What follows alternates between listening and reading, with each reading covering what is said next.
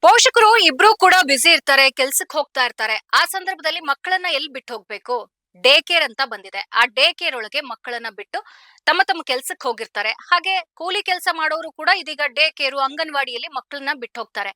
ಆದ್ರೆ ಆ ಮಕ್ಕಳನ್ನ ಲಾಲನೆ ಪಾಲನೆ ಮಾಡಿ ಆ ಮಕ್ಕಳಿಗೆ ಅಪ್ಪ ಅಮ್ಮ ಬರುವವರೆಗೂ ಜೊತೆಗಿರ್ಬೇಕಾದಂತ ಆಯಾ ಹಾಗೆ ಟೀಚರ್ಸ್‌ಗಳು ಮಕ್ಕಳ ಜೊತೆಗೆ ಹೇಗ್ ನಡ್ಕೋಬೇಕು? ಪ್ರೀತಿ, ಮಮಕಾರವನ್ನ ಕೊಡ್ಬೇಕು. ಆದ್ರೆ ಏನೂ ತಿಳಿಯದ ಮುಗ್ಧ ಮಗುವಿನ ಮೇಲೆ ಆಯಾ ಒಬ್ಳು ಹಲ್ಲೆ ಮಾಡಿದಾಳೆ. ಆಕೆಗೆ ಮನಸ್ಸಿಗೆ ಬಂದಂತೆ ಮಗುವನ್ನ ಥಳಿಸಿದಾಳೆ ಅಂದ್ರೆ ನಿಜಕ್ಕೂ ಇದು ಅಮಾನವೀಯ ಘಟನೆ ಇದು. ಆ ಆಯಾ ವಿರುದ್ಧ ಇದೀಗ ಸಾಕಷ್ಟು ಆಕ್ರೋಶ ಕೇಳಿ ಬರ್ತಾ ಇದೆ. ಈ ಘಟನೆ ಎಲ್ಲಿ ನಡೆದಿದೆ ಅಂದ್ರೆ ಹೈದರಾಬಾದ್‌ನ ಜಿಡಿಮೆಟ್ಲಾದಲ್ಲಿ ನಡೆದಿದೆ. ಶಹಾಪುರ ನಗರದ ಪೂರ್ಣಿಮಾ ಶಾಲೆಯಲ್ಲಿ ಈ ಒಂದು ಕ್ರೂರ ಘಟನೆ ನಡೆದಿದೆ ನೋಡಿ. ಶಾಲೆ ಮುಗ್ದಿದೆ. ಶಾಲೆ ಮುಗಿದ ನಂತರ ಮಗು ಏನ್ ತುಂಟತನ ಮಾಡಿತ್ತೋ ಅಥವಾ ಏನ್ ಮಾಡಿತ್ತೋ ಗೊತ್ತಿಲ್ಲ.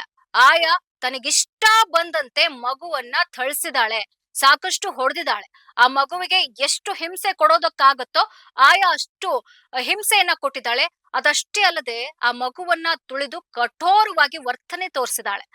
ಇದೀಗ ಆ ಮಗು ಆ ಪೋಷಕರಿಗೆ ಹೇಳಿದೆ, ಆಯಾ ನನಗೆ ಹೀಗೆ ಹೊಡೆದಿದ್ದಾಳೆ, ಹಾಗೆ ನನ್ಗೆ ತೊಂದರೆ ಕೊಟ್ಟಿದ್ದಾಳೆ ಅಂತ ಪೋಷಕರು ಆಡಳಿತ ಮಂಡಳಿಗೆ ಆಕೆಯ ವಿರುದ್ಧ ದೂರು ಕೊಟ್ಟಿದ್ದಾರೆ. ಇನ್ನೊಂದು ಇಂಟ್ರೆಸ್ಟಿಂಗ್ ವಿಚಾರ ಅಂದ್ರೆ ಶಾಲೆಯ ಪಕ್ಕದ ಕಟ್ಟಡದಿಂದ ಈ ಆಯಾ ಏನೇನ್ ಮಾಡಿದಾಳೆ ಆ ಮಗುವಿನ ಜೊತೆಗೆ, ಎಷ್ಟು ಕ್ರೂರವಾಗಿ ವರ್ತನೆ ತೋರಿಸಿದಾಳೆ, ಹಾಗೆ ಆ ಮಗುವನ್ನ ಕಾಲಿನಿಂದ ತುಳಿದಂತಹ ದೃಶ್ಯಗಳನ್ನ ಅಲ್ಲೇ ಇದ್ದಂತಹ ಯುವಕ ವಿಡಿಯೋ ಮಾಡಿದಾನೆ.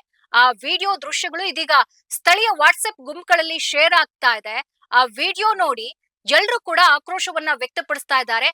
ಆಕೆಗೆ ನಿಜವಾಗ್ಲೂ ಮಕ್ಕಳು ಅನ್ನುವಂಥದ್ದು ಮನಸ್ಥಿತಿ ಆಕೆಗೆ ಇದೆಯಾ?